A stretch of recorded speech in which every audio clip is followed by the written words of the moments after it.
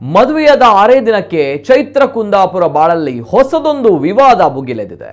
ಚೈತ್ರ ಕುಂದಾಪುರ ಅವರ ಮದುವೆಗೆ ಅವರ ಸ್ವಂತ ತಂದೆಯಿಂದಲೇ ಭಾರಿ ವಿರೋಧ ವ್ಯಕ್ತವಾಗಿದೆ. ಸುದ್ದಿಗಾರರ ಜೊತೆ ಮಾತನಾಡಿದಂತಹ ಬಾಲಕೃಷ್ಣ ನಾಯಕ್ ಅವರು ತನ್ನ ಮಗಳು ಅಳಿಯನ ಮೇಲೆ ತೀವ್ರ ಆಕ್ರೋಶ ಹೊರಹಾಕಿದ್ದಾರೆ.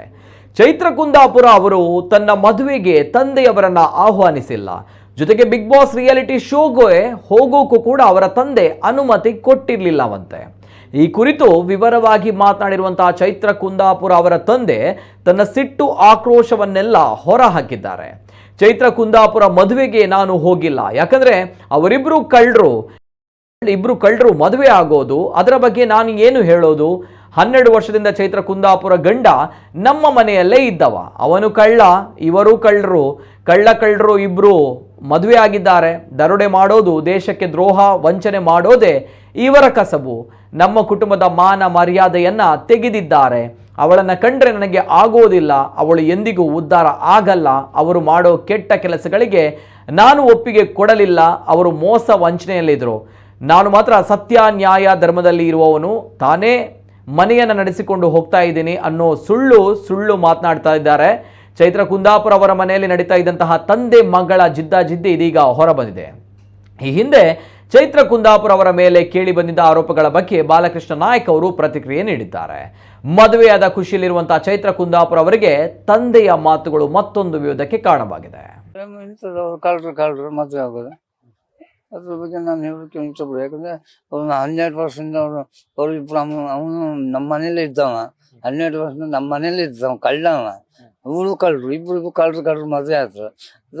ಅದ್ರ ಬಗ್ಗೆ ನಾನು ಇದೇ ದರೋಡೆ ಮಾಡ್ಕೊಳ್ಳೋದು, ಇದೇ ದೇಶಕ್ಕೆ ದ್ರೋಹ ಮಾಡೋದು, ವಂಚನೆ ಮಾಡೋದು, ಅವ್ರಿಗೆ ಅದೇ ಕಸಬು.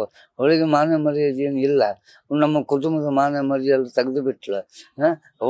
ಅವಳನ್ನು ಕಂಡ್ರೆ ನಂಗೆ ಆಗೋದಿಲ್ಲ, ಅವಳು ಎಂದೂ ಉದ್ಧಾರ ಆಗೋದಿಲ್ಲ. ಮತ್ತೆ ಅವಳು ಮಾಡುವಂಥ ಕೆಲವು ಕೆಟ್ಟಗಳಿಗೆಲ್ಲ ನಾನು ಒಪ್ಪಿಗೆ ಕೊಡಲಿಲ್ಲ ಅಂತೇಳಿ ಮೋಸ ವಂಚನೆಯಲ್ಲಿ ಇದ್ದಳು. ನಾನು ಸ್ವಲ್ಪ ಸತ್ಯ ನ್ಯಾಯ ಧರ್ಮದಲ್ಲಿ ಇರುವನು, ನನ್ನ ಸತ್ಯ ಧರ್ಮದಲ್ಲಿ ಇರುವನು. ಮತ್ತು ನನ್ನ ಹಿರಿಯ ಮಗಳು ಗಾಯತ್ರಿ ಸಹ, ಅವಳು ಸಹ ಗೌರವದಿಂದ ಮರ್ಯಾದೆಯಿಂದ ಬಾಳುವವಳು. ಅವಳು ಎಲ್ಲೋ ಒಂದು ಟೀಚರ್ ಕೆಲಸ ಮಾಡಿಕೊಂಡು, ಎಲ್ಲೋ ಶಾಲೆ ಸ್ಕೂಲು ಪಾಠ ಹೊಲಿಗೆ ಮಾಡಿಕೊಂಡು ಜೀವನ ಆಗ್ತದೆ. ಅವಳ ಮೇಲೆ ಒಂದು ಸುಳ್ಳು ಅಪವಾದ ಹಾಕಿದ್ರು, ದುಡ್ಡು ಕೊಡಿದೆ ಅಂತ ಹೇಳಿ. ಮತ್ತು ಒಳ್ಳೆ ವೇದಿಕೆ ಇವಳಿಗೆ ಸಿಕ್ಕಿತ್ತು. ಅದೊಂದು ಬಿಗ್ ಬಾಸ್ ವೇದಿಕೆ ಇವಳು ಸಿಕ್ಕಿದಾಗ ಇವಳಿಗೆ ಹೇಳೋ ಒಂದು ಒಳ್ಳೆ ಅವಕಾಶ ಇದ್ದಿತ್ತು. ಇವಳು ಹೇಳಲೇ ಇಲ್ಲ. ಇವಳದ್ದೇ ಒಂದು ಕೀರ್ತಿ ಬರಬೇಕು, ಇವಳದ್ದೇ ಒಂದು ತಾನೇ ಎಲ್ಲವನ್ನು ಮನೆಯನ್ನು ನಡ್ಕೊಂಡು ಹೋಗ್ತಾ ಇದ್ದೇನೆ, ನನ್ನ ಈ ಕುಟುಂಬ ನಾನೇ ನಡ್ಕೊಂಡು ಹೋಗಿ ಅಂತ ಸುಳ್ಳು ವರದಿಯನ್ನು ಕೊಡ್ತಾಳೆ. ಈ ಪಾಪಿ ಎಂದಿಗೂ ನಾನು ಕ್ಷಮೆ ಕೊಡುವುದಿಲ್ಲ. ಅವಳು ಒಂದು ಕ್ರಿಮಿ ಇದ್ದಂಗೆ, ದೇಶಕ್ಕೆ ಮಾದಕವಳು.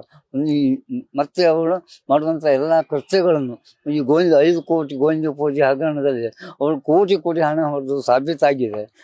ಅದು ಅವಳಿಗೆ ಈ ಕೋಟಿ ಹಣವನ್ನು ಹೊಡೆದ ಕಾರಣ ಮತ್ತು ಬೇರೆ ಬ್ಯಾಂಕಲ್ಲಿ ಬೇರೆ ಎಲ್ಲ ಡಿವೈಡ್ ಮಾಡಿ, ಆ ಕೋಟಿ ಹಣ ಹೊಡೆದ ಡಿವೈಡ್ ಲಕ್ಷ ಡಿವೈಡ್ ಮಾಡಿ ನನ್ನ ಹೆಸರು, ನನ್ನ ಹೆಂಡತಿ ಹೆಸರಲ್ಲಿ, ಮತ್ತು ಶ್ರೀಕಾಂತ್ ಹೆಸರಲ್ಲಿ, ಚೈತನ್ಯ ಹೆಸರಲ್ಲಿ, ಹೀಗೆ ಪಡ್ಡೆ ಹುಡುಗರ ಹೆಸರನ್ನೆಲ್ಲ ಡಿಪಾಸಿಟ್ ಮಾಡಿ, ಆ ಡಿಪಾಸಿಟ್ ಮಾಡಿದ ಬಾಂಡ್ ಮೇಲೆ ಮತ್ತು ಸಾಲ ತೆಗೆದು ಆ ಸಾಲದಿಂದ ಬರುವ ಬಡ್ಡಿಯಲ್ಲಿ ಇವಳು ವಂಚನೆ ಮಾಡಿ ತಿಂತಾ ಇದ್ದಾಳೆ.